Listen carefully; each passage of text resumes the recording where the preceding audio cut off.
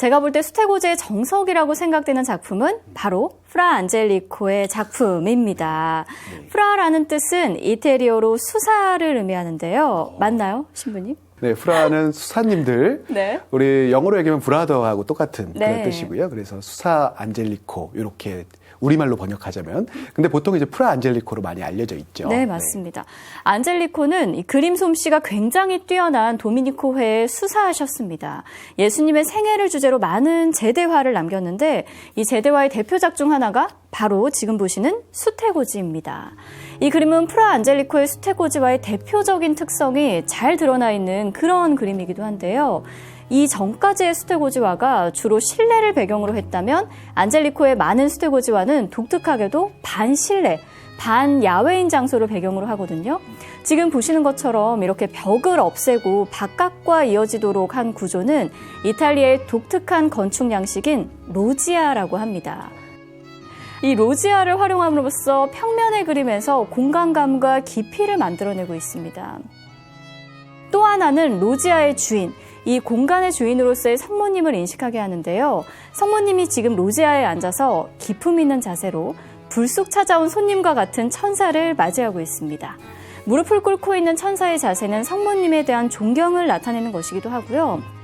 또 하나 우리가 주목해서 볼 것이 지금 이 뒤쪽에 있는 정원을 보면 풀의 색이나 드문드문 나 있는 꽃이 시기적으로는 봄이나 한 5월 정도가 아닐까 짐작을 하게 하거든요. 실제 수태고지가 일어난 달인 3월이 아니라 성모님의 달인 5월을 시간적 배경으로 선택을 했다는 것도 결국은 성모님에 대한 깊은 신심을 드러내고 있는 것이라는 걸 알게 합니다. 네, 실제 이 그림이 그려질 당시 피렌체에서 성모 신심은 굉장히 넓게 퍼져 있었고 또 강조되었던 시기라고도 하더라고요. 사실 이 그림이 흥미로운 또 다른 이유는요, 단순함 때문이거든요. 가만히 들여다보면 이 그림에는 기존의 수태고지화에서 사용되는 여러 자잘한 상징적인 요소들이 사실상 거의 다 제거되어 있는 것을 확인할 수가 있어요. 프라 안젤리코가 이 그림보다 10여 년 정도 먼저 그린 그림인데요. 또 다른 수태고지화, 피에솔레라는 곳에 있는 도미니코 수도원에 그려진 제대화를 한번 살펴보도록 하겠습니다.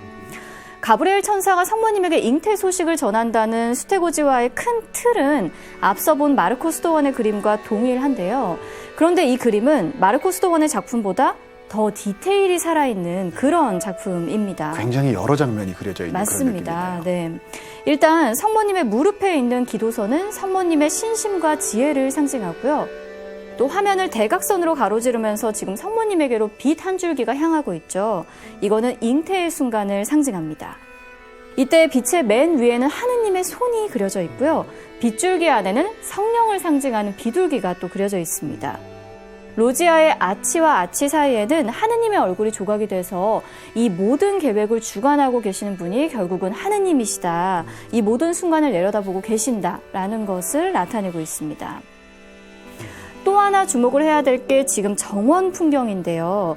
앞서 본 마르코 수도원의 수태고지화에서도 역시 정원이 나와 있었잖아요. 그렇죠. 네네. 근데 이 그림의 정원은 사실은 앞 그림과는 다르게 성모님과 천사가 있는 로지아와는 다른 시공간이라고 할 수 있습니다.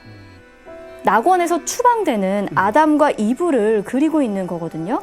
수태고지 장면에서 죄를 짓고 쫓겨나는 최초의 인간들의 모습을 함께 그린 건 인간의 원죄를 씻을 수 있는 건 예수님의 탄생뿐이다. 뭐 이런 것을 말해주고 싶었던 건데요. 수태고지의 당위성과 중요성을 강조하고 있는 그런 부분이라고 할 수가 있습니다. 이렇게 피에솔레 도미니코 수도원의 수태고지화에서는 세심하게 여러 상징적인 요소들이 지금 들어가 있는데요. 이 그림과 비교했을 때 앞서 본 마르코 수도원의 수태고지화는 굉장히 지금 단순하죠. 그렇죠. 마르코 수도원이 훨씬 더 단순하게 되어 있는 것 맞습니다. 같아요. 네.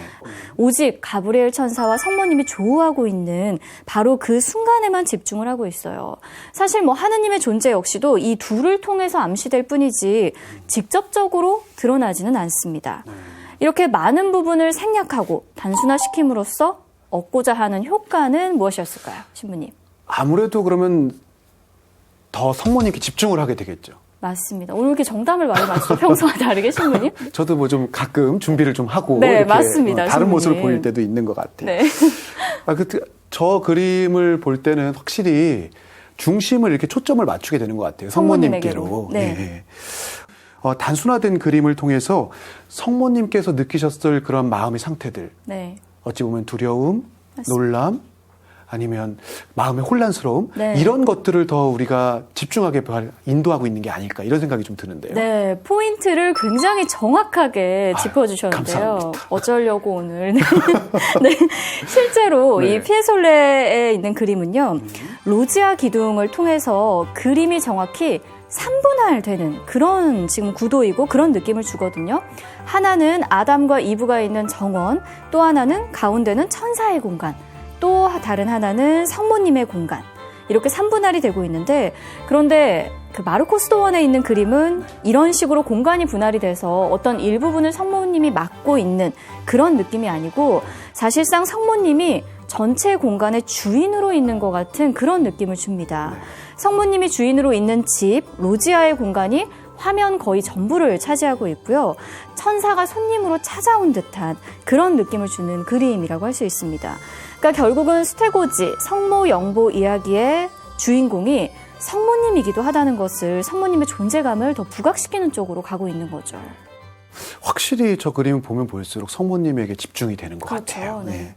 사실 이 성화하면 이 성화들이 왜 제작되었는지 네. 혹은 어디에 설치되었는지 작가가 무엇을 묵상하며 만들었는지 이런 것들도 사실은 성화를 보는데 되게 중요한 요소인 그렇죠. 것 같아요.